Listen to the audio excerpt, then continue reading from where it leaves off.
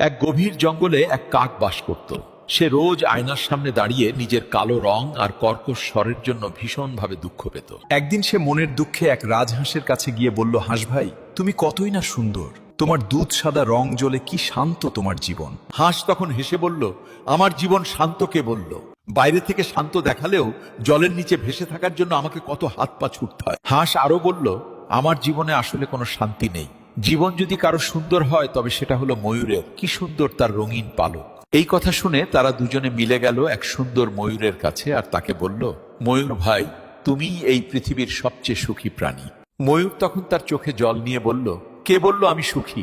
আমার এই অপরূপ সৌন্দর্যই আমার জীবনের সবচেয়ে বড় দুঃখ আর কষ্টের কারণ। এই সুন্দর পালকের লোভেই শিকারীরা আমাকে সব সময় তাড়া করে।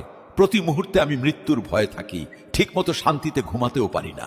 ময়ূর এরপর কাককে বলল, এই পৃথিবীতে সত্যকারের সুখী তো তুমি কাক। তোমার কোনো ভয় নেই, কোনো চিন্তা নেই, তুমি স্বাধীনভাবে উঠতে পারো। আসলে এই পৃথিবীতে কেউই কিন্তু পুরোপুরি সুখী নয়।